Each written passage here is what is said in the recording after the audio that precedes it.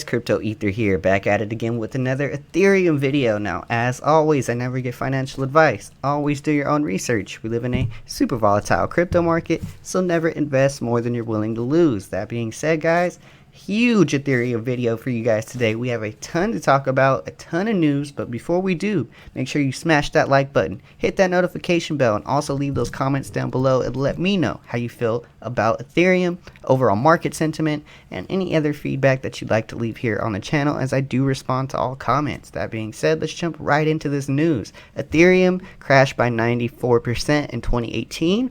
Will this be a history repeat with ETH price bottoming at 375? Wow, that is a bold prediction. Sheesh, that's from what, Cointelegraph? That's pretty far, guys. Do I think that will bottom out at 375? I was more predicting like in the $700 range if things got really bad, but I mean, it could. If Bitcoin maybe hits levels of like 10,300, you may see a $375 Bitcoin, or I mean Ethereum, but that just all really just depends on what Bitcoin wants to do. Where's this Bitcoin bottom at? We don't really know, guys. I mean, it's at 22k right now, so, and that sits Ethereum at about 1,200, right? So I don't know, it just depends on what Bitcoin wants to do. But if it does, a $375 Ethereum, I'm in. I'm all for it. I want to collect some Ethereum at that price. That's insane.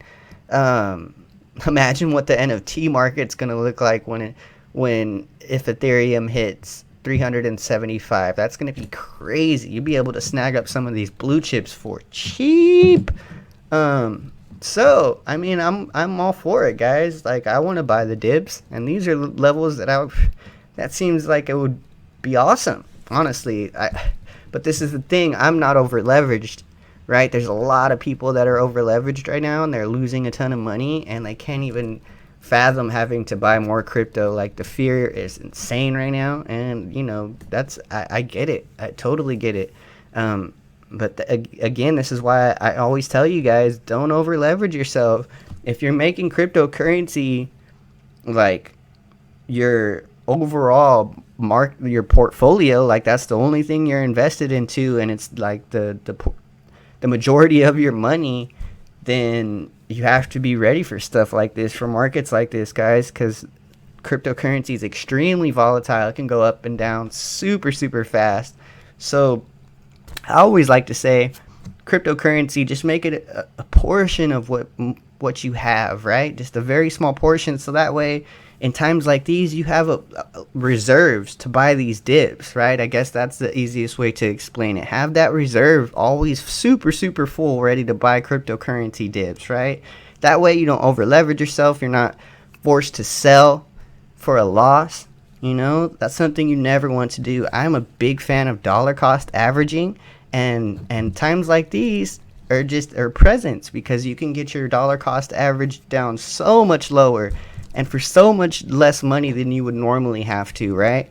I do believe this is how you attack a bearish market. This is the best way that I've found to do, and I do see a lot of other people taking the same strategy and using it well. So, but again, everybody has their own market strategies, right? And I'm definitely not an expert, so always do your own research. This is never financial advice, but it's just something that I see trending. This is the best way that I've learned to invest in a bearish market, is just to try to take advantage of it and dollar cost average and never over leverage, right?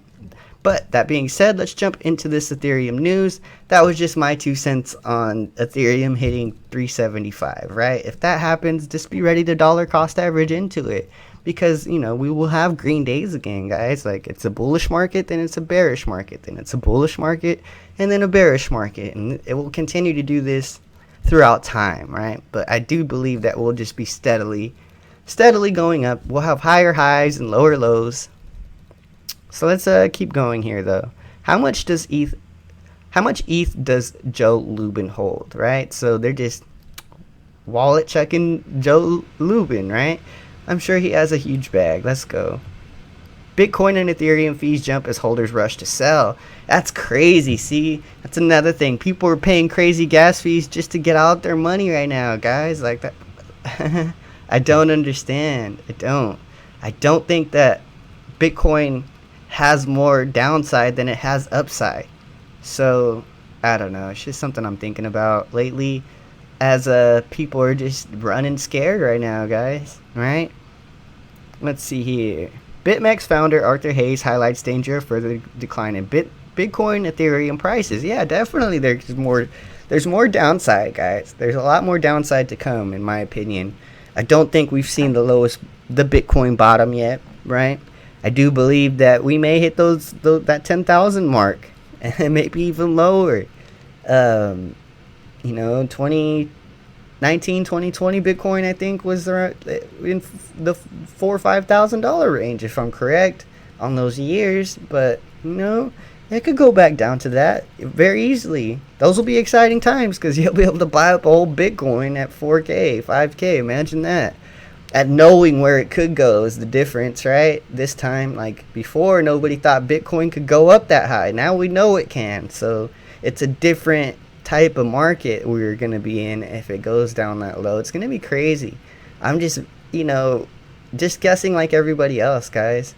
Everything has a lot more downside, but I think it has much more upside than downside. Meaning, like, yeah, it could go down to 4K, but it could also go up to $1 million, right? So, like, the downside is not nowhere near the upside, Let's keep going here, though.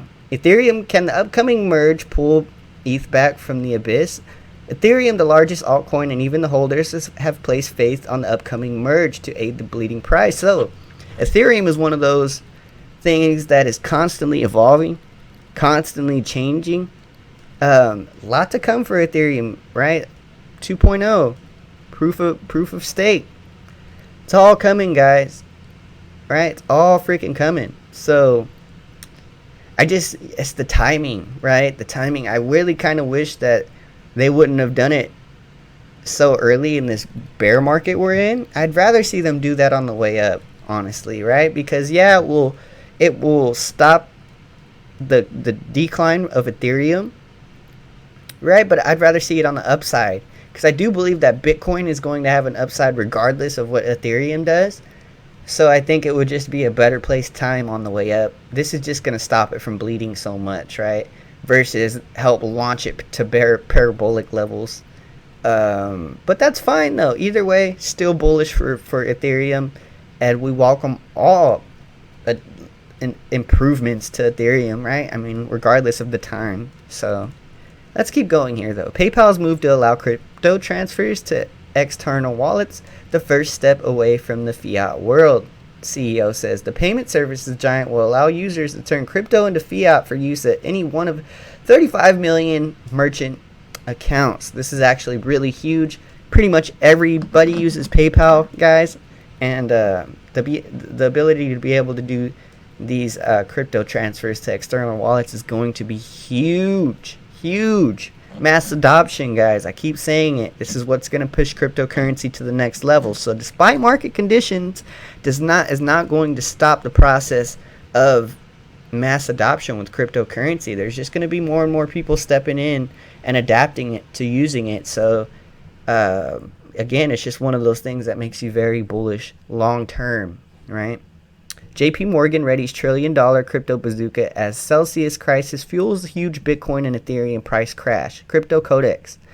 So, the markets are crashing right now, guys. But hopefully you're just not super over leveraged and you're able to buy these dips. I mean, really, that's the only advice you can give at this point in time, right? You can't really, and don't sell unless you have to, right? I would just try to accumulate more. Because if you sell and things decide to turn around all of a sudden, then you're really left out and you sold for a loss. Versus if you just hold and things go back up and then you get to keep all your money and maybe have even bought more on the way down for a cheaper price and then you made even more money, right? That seems like a better situation than selling off, right? I mean, you could sell off and then buy back in at a lower price, but that's always a riskier play to me than to just hold and accumulate more, because nobody really knows where the bottom is, right? We don't know how long this bearish market will last, But I mean, some people do predict it and are able to make money that way as well. They say, oh, I'll sell now and then I'll buy back again when things get lower, and I won't lose all that money. And that holds true too. Like that can be something that you can decide to do. But me myself, I just like to accumulate in case things turn around all of a sudden and you wake up and now everything's back in the green and you don't, you have sold already, then you're kind of out. So anyways, let's keep going here. Bitcoin drops below 21,000 briefly as crypto sell-off continues. Data real-time snapshot data is delayed at least 15 minutes. Global business and finance. Okay, so they're just talking about Bitcoin dipping more, and I do believe it has more downside, guys. Like, it's probably going to at least hit 15, right, would be my fair assumption. But it could have more farther downside. It could probably go to that 10,300 mark that BitBoy keeps talking about, right? I do believe that that could happen, but I mean, on the same token, guys, it could hit $1 million. So even if it does hit 10K, even if it does hit 4K, those really seems insignificant if things go to $1 million, right? Like, everybody will just be looking back like they wish they bought more, right? Instead of saying, I wish I sold and then bought back when it was cheaper, and like none of that, all that will be insignificant. Like, in the long run, you'll just wish you would have bought more, right? If it decides to go up that high, which I believe it will. If we just look at the overall time chart, I mean, Bitcoin has just continued to shock and awe, and I don't really think that a bearish market should deter you from that narrative, right? Like, things can still go up a lot, right? Everything always in cryptocurrency, it's always going to have these crazy dips. It's just shown itself time and time again. This is not the first time we've watched insane amount of dip. I mean, it happens, guys. It's cryptocurrency. Unless you can stomach these dips and learn how to take them and use them for your advantage, then it's the wrong kind of market, right? There's other markets that people can invest into that is less volatile, and even those are taking hits, right? But I mean, it's probably easier to stomach than these crypto dips, because this is wild, right? Obviously, like, these are insane dips that nobody thought would come. But I mean, honestly, I felt like it was coming, guys. Like, there's bullish and bearish markets. You always have to assume that a bearish market is coming, because it is. Even if Bitcoin hits $1 million, there's still going to be bearish markets. It could go from $1 million to 500K easily. It could go to 200K from $1 million, and you would just have to be prepared for that, So it's just things to think about. Let's keep going here, though, on the news. Let's see if I see anything stick out. XRP could be worth about $400 by 2026. That's crazy. I mean, like I said, if Bitcoin wants to go to $1 million, all these other coins, guys, are going to go up too. That market dominance holds very, very true. So let's see here. Morgan Stanley says Ether underperformance echoes crypto downturn of 2018. Exactly, yeah, this is totally a bear market, just like in 2018. But this has to be expected, guys, and I do have to, reiterate. I'm here trying to educate and always be prepared for a dip. Never think for a second that things are just going to go straight up, guys, because they're not. This is why it's important to buy the dip, take profits, small profits on the way up, and then always have reserves to buy more dip. And then you just take profits on the way up, take profits on the way up, and then buy the dip and take profits, and buy the dip and then take profits. This is just how you're going to be able to make money in cryptocurrency world, because I don't ever believe that crypto will just go straight up. So if you take that concept into consideration when investing, you should be able to be fine. It's all about the peaks and the valleys, guys, right? You buy the valley, you sell the peak on the way up. And I think the overall consensus would agree, right, that is the best way to attack crypto because of its volatility. So again, if you guys did like the video today, smash that like button, leave those comments down below, and let me know how you guys feel about all this news that's going on with Ethereum. Are you guys bullish because Ethereum 2.0 is coming out? Are you guys still bearish? Do you think that we could possibly hit $375 Ethereums. I would love to hear your thoughts, because just as much as I like to teach you guys, I'm also learning myself. So please feel free to teach me and school me on stuff, because I am looking at the comments, guys. I do appreciate everybody that does. And yeah, it's Crypto Ether, and I'm out of here, guys. Peace.